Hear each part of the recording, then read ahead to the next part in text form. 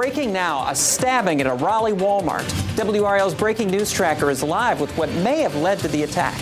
A brand new WRAL weather alert day has just been issued for tomorrow. A flood watch goes into effect at midnight. I'll show you how much rain you could see. Then anti-abortion organizations labeled as terrorist groups on a Fort Liberty training slide.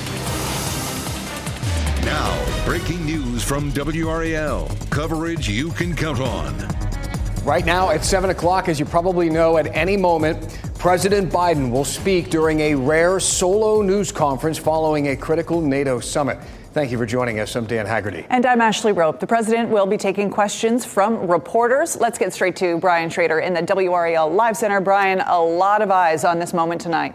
Anticipating this to begin at any moment. At last check, they were doing some of the last-minute preparations at the podium as we take a live look at the White House. Those are the color bars there as that feed from the Walter Washington Convention Center in downtown Washington is about to begin at any minute.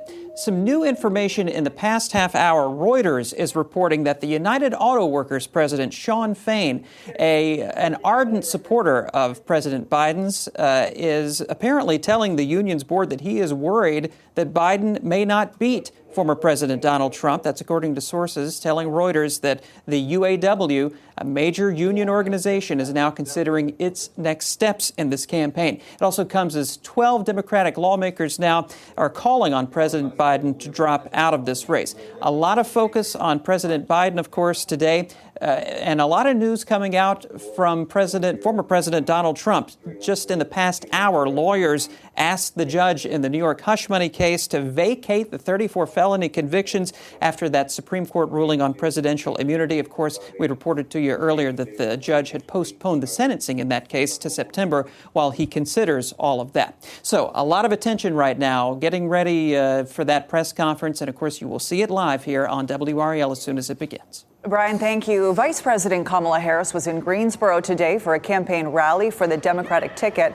The Democratic Party hotly divided over whether President Biden should remain their 2024 nominee amid rising concern about his mental acuity. Harris considered a likely choice to replace him on the ticket if he should step aside. Biden has said he will not bow out of the race. We're going to hear what he has to say at this press conference. Harris reiterated that message today, acknowledging that it's been a rough few days, but telling supporters that she and Biden will continue to fight.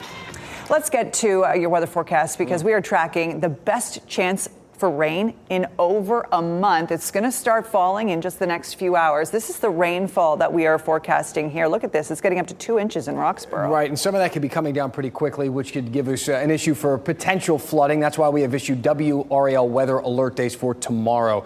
Meteorologist Kat Campbell in the WRAL Severe Weather Center tracking this unsettled weather on the horizon here, Kat. A lot of us need this rain. So the rain is good news, but it may come down so fast that we can't soak it all in. And that's when we get into the flash flooding issues, and that's the concern tomorrow. A flood watch will go into effect at midnight, and it will continue through tomorrow evening.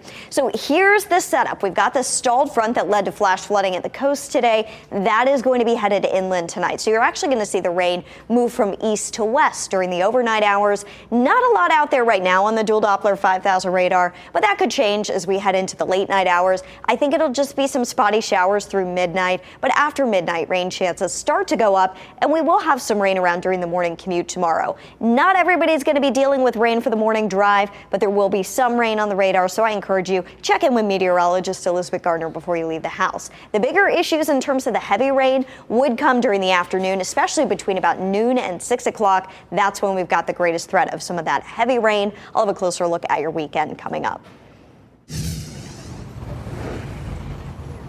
I'm Willie Danley in the WRAL Breaking News Tracker. I'm standing here outside the Walmart located off New Bern Avenue. You can see this police scene right behind me. Raleigh police are responding to a confirmed stabbing at this bus stop. Take a look at this video. This is Sky 5 video that we captured from above, and you can see the big presence from Raleigh police here. There were around 11 RPD cruisers having this entire area blocked off. I actually spoke to a young lady who just got off of that bus that was involved in this incident, and she told me it it was an all-out brawl. According to Raleigh police, when they got on scene, they found one victim who had been stabbed, and they believe that they have non-life-threatening injuries. There was also another victim involved in this incident who sustained some injuries. Take a listen to this. This is what police heard when that call first came in. Raleigh, here for EMS. I've got multiple stab wounds and one female with a complete ankle break, bone sticking out. It is worth noting that this is not the first stabbing that's happened at this bus stop. It was just last April that a 17-year-old was killed in a stabbing altercation here. Right now, as far as this incident, there is no suspect in custody. So we're going to continue to follow this story and keep you updated with whatever we find out. Back to you. Oh, okay, Willie, thank you. The Army is looking into a Fort Liberty training presentation that labeled anti-abortion groups as terrorist organizations. A picture of the slide was posted to X. It's since been shared over and over thousands of times. Here it is. The post was made last night. So you can see there it has the header terrorist groups. And then under that, multiple anti-abortion groups are referenced. Fort Liberty addressed today around noon in a Facebook post says that the slide was not vetted, did not go through the appropriate approval process. They actually say a local garrison employee created the slide to train soldiers who man access points around post. Fort Liberty says this is not a reflection of views held by the 82nd Airborne, the Post, the Army, or the Department of Defense. North Carolina Senator Ted Budd posted to X calling this post disturbing and despicable. His post says the U.S. Army and Fort Liberty are both investigating what happened. Harnett County deputies arrested a teacher who they say had sex with a student. Mackenzie Parnham has bonded out of jail now after turning herself in.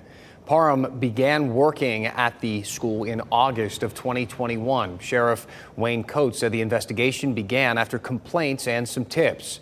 Her attorney says state law prohibits her from making any statement about this case. She did say she plans to vigorously advocate for Parham in court, and she's due back in court later this month. A carryman employed by the U.S. Department of Commerce has been arrested on 9 child sex crime charges, including duplicating child porn.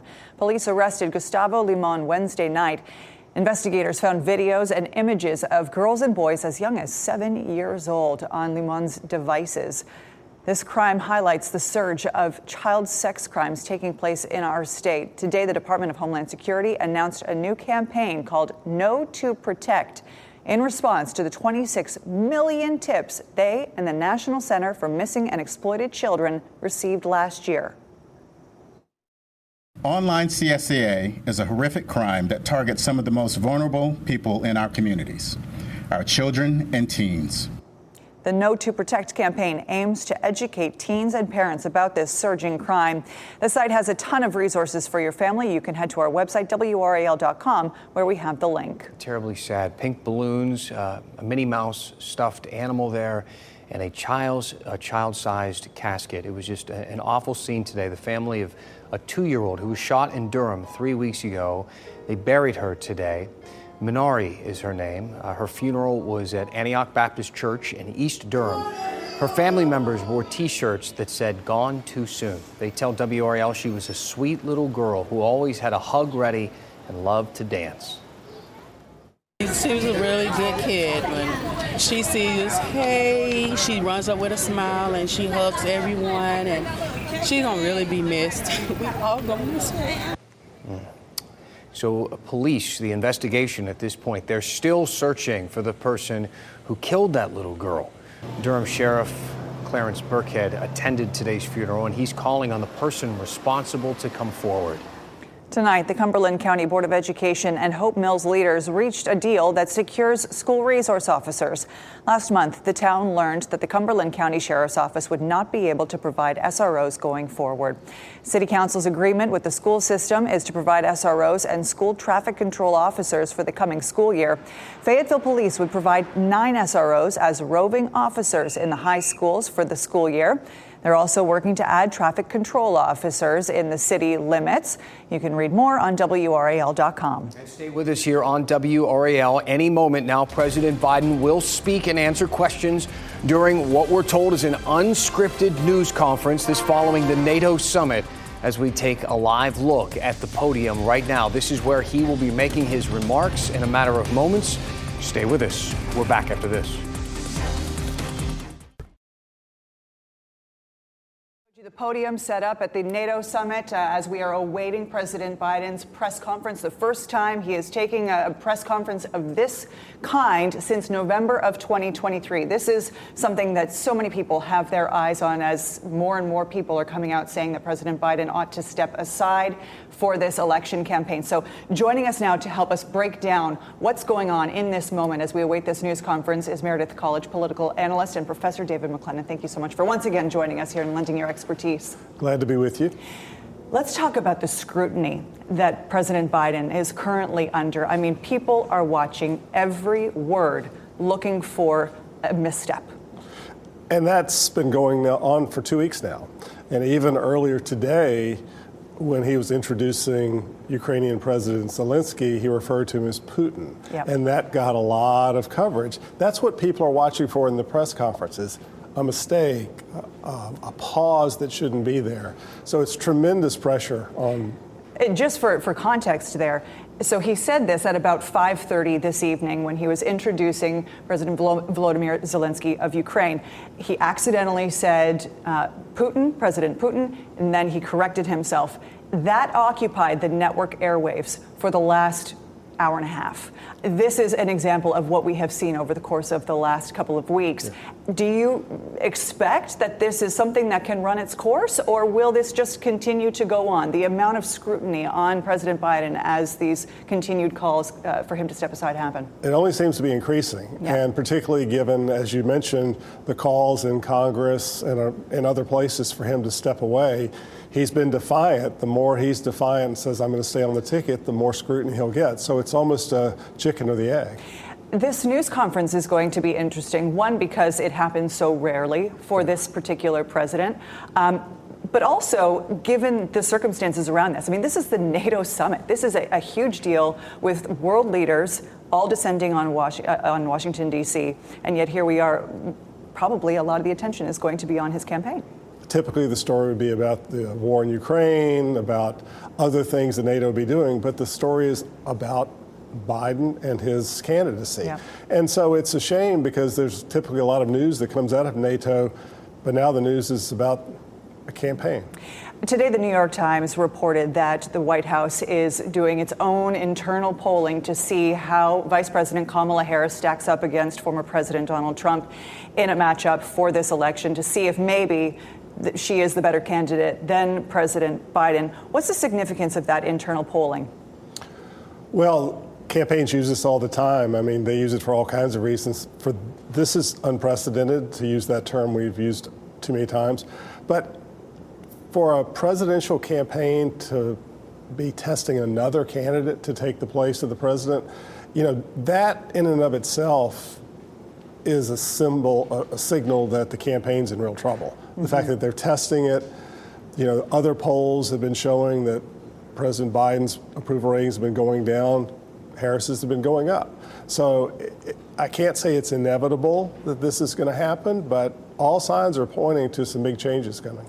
You are a political analyst. You are an observer of the political sphere, and you have been doing this for some time. Who have you been watching as you've been witnessing various politicians maneuvering, publicly supporting or stepping away from Biden? There are a lot of questions about who could replace him on the ticket. Well, watching the leaders in Congress, they're certainly going to be signaling a lot about their support or lack thereof for current President Biden. So many of the people whose names have been mentioned, they cannot act like a candidate right now. So you've heard Gretchen Whitmer, you've heard others kind of say, no, I'm totally in Biden's camp. But this is the kind of thing that Biden is the candidate until he's not. I mean, it'll be a very dramatic, sudden shift. That's just politics as it is. It is. All right. Thank you so much for your insight as we continue to wait for this news conference. Brian. Ashley, here in the WRAL Live Center, as we await the start of that news conference, you mentioned there with David McClellan that soundbite that aired on NBC Nightly News where President Biden introduced Ukrainian President Zelensky and accidentally called him President Putin. I want to play that for you right now. And now I want to hand it over to the president of Ukraine, who has as much courage as he has determination. Ladies and gentlemen, President Putin. President Putin. We're going to beat President Putin. President Zelensky. And you can see where President Biden corrected himself there. He caught that verbal misstep, and President Zelensky then took to the podium and addressed the crowd. Again, we're waiting for this news conference to begin at any moment now. There's some indication that it's running even farther behind than it was earlier, originally scheduled for 5:30 this evening. Then it got pushed to 6:30, 7 o'clock, and here we are waiting for the start of this. When it happens, you'll see it here on WRAL. Brian, thank you. Let's ease our nerves here for a moment and take a look at how about just a fun news story. This is a woman in Johnston County. Her Ring camera caught a moment. You see the black bear right there walking in front of her house. Her name's Tammy Strickland. She says this is the first time that her cameras have ever spotted a bear like this. It strolled through right around 10 o'clock last night. It went around to the side of the house where a second camera then picked up the movements. A little scary for her, though, she said, because about 15 minutes after this, Strickland herself, she walked outside to put a few things away in the night, and the bear probably was right close by at the time. I didn't believe it. I kept looking at it over and over, and I couldn't believe it. It wasn't aggressive or anything. It's just walking around, but it's still scary to see it. I think a black bear like that would run off as soon as it saw you in its line of sight there. But wildlife experts say sightings like these can become more frequent in areas where there's new construction nearby and some different developments are popping up. Let's talk to meteorologist Kat Campbell. We've seen some storms pop up. More of that tomorrow. We're expecting a lot of rain. We are. And, that's good news that we're finally getting some rain. The issue is it could fall very quickly, and that leads to the threat for some flooding. So tomorrow's the WRAL weather alert day. Even aside from the flooding risk, this will be a higher impact rain for us. The highest threat of that heavy rain and flooding will come during the afternoon, and this is for central and eastern North Carolina. Let's talk about the rain chances. In the morning, there will already be some rain on the radar. It's about a 40% chance in the morning, so check in with meteorologist Elizabeth Gardner before you leave the house. By the time we get to the afternoon, rain chances are up to 90%. That's when we should see some of the pockets of heavier rain as well. And then looking ahead at Saturday, we still have the potential for some storms, but Saturday's storm chances are more of your typical summertime scattered stuff. Sunday, storm chances just 20%, but boy, do temperatures rebound. We're back up to 97 Sunday. The good news is you get a little bit of relief from the heat tomorrow. We've got a high of 82 with the rain and storms, but it is still going to be very humid. So I don't want you to think it's going to be feeling great outside. We're in the tropical category on the muggy meter tomorrow. Dew points are in the 70s through the weekend, so it'll feel more like it did earlier in the week, less like it did out there this morning. 88 degrees with mostly cloudy skies. The sunset is at 8:33. You can see some people at Dix Park there having a picnic. Not a bad evening for it. There's not a whole lot of rain out there right now. The bulk of the rain has been toward the coast, and early this morning there was a line of storms, and that led to some flash flooding toward the coast and coastal plains. Futurecast overdoing this initial band of showers and storms headed our way, but once we get to tomorrow, I think it's got a much better grasp on the dynamics in the atmosphere. So early in the morning, we've got some of those scattered storms around, but the heavier rain and the more widespread rain should come during the afternoon and evening. One thing about tomorrow's rain that I want to stress is that it is not going to be a non-stop all day kind of a washout. There will be breaks in the rain. So if you need to run out and do something, you should be able to plan some dry windows of time to do it. Make sure you've got your WRAL weather app on hand. That way you can utilize the dual Doppler 5000 radar.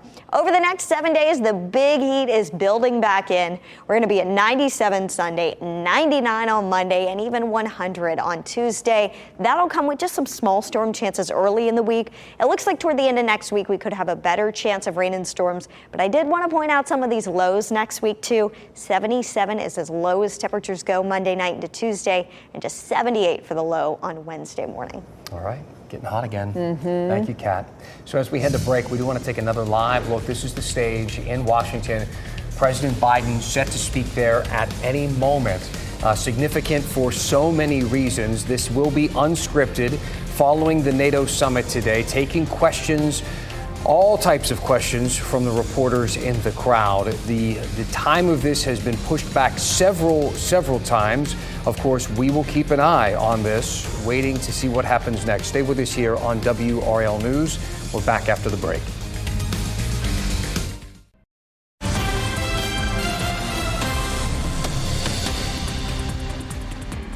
Here in the WRAL Live Center, we're monitoring that live feed from Washington, D.C., awaiting that news conference from President Biden to begin at any moment. And just in the past few minutes, some new reporting from the Associated Press. French President Emmanuel Macron is talking, and of course, this is all happening around that NATO summit. And through an interpreter, he talked about President Biden accidentally calling President Zelensky President Putin earlier this evening. And President Macron says, "We can all have a slip of the tongue. It's happened to me." He said that he had a long conversation with President Biden during Wednesday's dinner and heard discussions in the summit meetings. And President Macron described President Biden as, quote, "very much on top of things," end quote. He said that he knows the issues around the table as among those who has the greatest depth of knowledge on international issues. So a vote of confidence there from French President Macron, who himself has been dealing with a lot of political issues of late. When this news conference begins, you won't miss a minute of it. Stay tuned here to WRAL. We will bring it to you live, and then join us at 10 and 11 for reaction on WRAL News.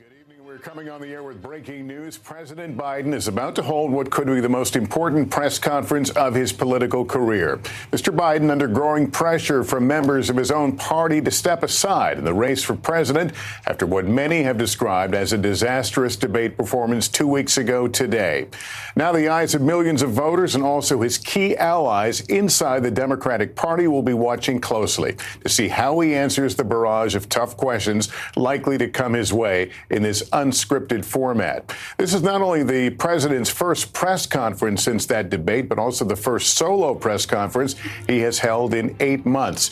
He is certain to face questions about his age, about his health, and his ability to run for president and serve in that role for another 4 years. The president has just finished up a meeting with NATO allies here in Washington, D.C., and will likely begin with comments about what he was able to achieve during that summit.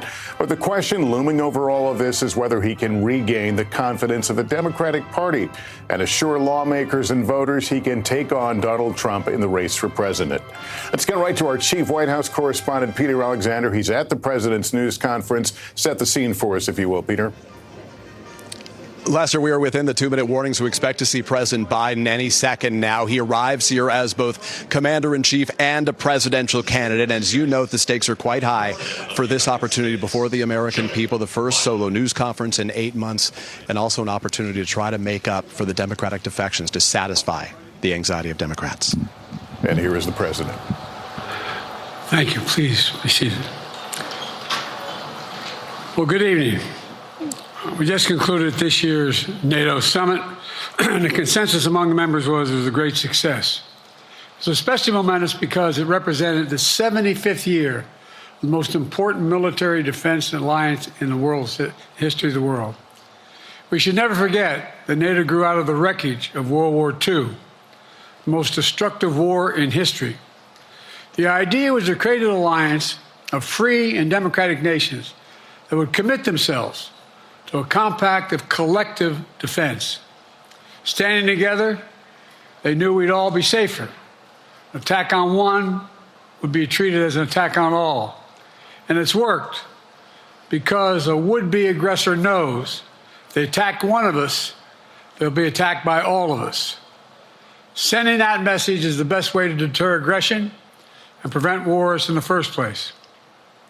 For those who thought NATO's time had passed, they got a rude awakening when Putin invaded Ukraine.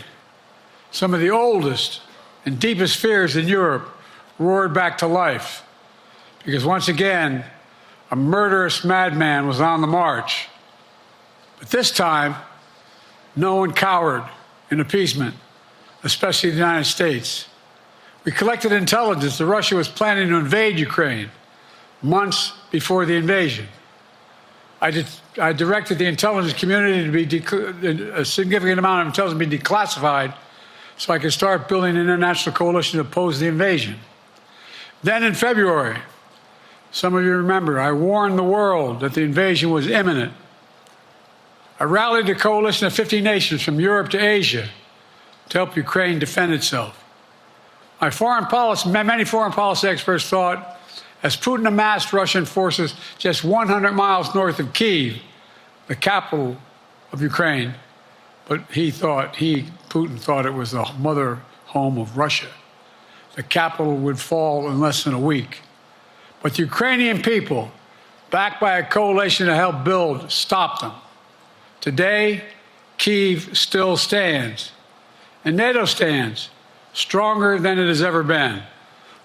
During the week of this summit, several